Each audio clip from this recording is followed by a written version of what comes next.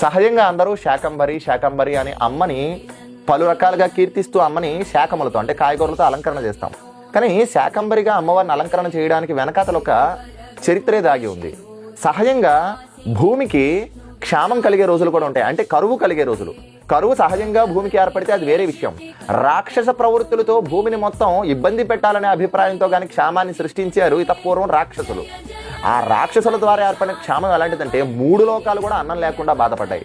అంటే భూమి మీద పంట పండితే ఈ పంట హవిస్సుగా మారితే అది దేవతలకు ఆహారం అయితే, దేవతల వర్షం కురిపిస్తే ఆ వర్షం ద్వారా మళ్ళీ పంట పండితే అది మనందరికీ సౌభాగ్యకరంగా ఉంటుంది, సస్యశ్యామలంగా ఉంటుంది. కానీ ఈ చక్రాన్ని మొత్తం ఆపేరు రాక్షసులు. ఈ రాక్షసుల బారిన పడి 3 లోకాలు కంటక స్థితికి చేరుకున్నాయి. ఆ సందర్భంలో చెప్పాముగా, రక్షణ అంటూ దొరికేది కేవలం అమ్మ దగ్గర మాత్రమే.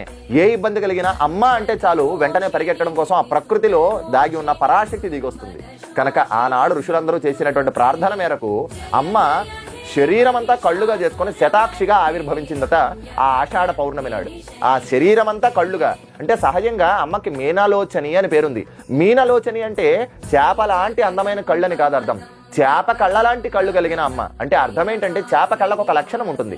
సహజంగా పిల్లల్ని తల్లి తన స్తన్యంతో పాలిచ్చి పోషిస్తుంది. చేపకి ఆ అద్భుతమైన అవకాశాన్ని భగవంతుడు ఇవ్వలే, దానికి మించిన సౌభాగ్యాన్ని దానికి కట్టబెట్టాడు. ఏ రూపంలో అంటే తన నేత్రాలతో పిల్లల్ని క్రీగంటి చూపుతో ప్రశాంతంగా చూస్తే చాలట ఆ పిల్లల కడుపు నిండిపోతుందట. అంటే ఆశ్చర్యం చూడండి, ప్రకృతిలో ఎంత రమణీయమైన దృశ్యాలు ఉంటాయో గమనించగలిగితే.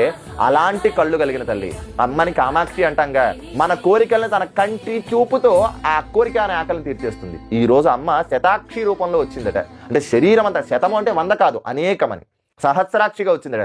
శరీరం అంతా కళ్ళుగా తన వస్త్రాల్ని కాయగూరలుగా నింపుకొని చేతిలో వండిన పదార్థాన్ని తీసుకొని వచ్చిందట. ఒరే ముందు ఇబ్బంది పడున్నారు, శరీరం శుష్కించిపోయింది, శుభ్రంగా తినండి, కావాల్సినంత తినండి, అడిగి మరీ తినండి.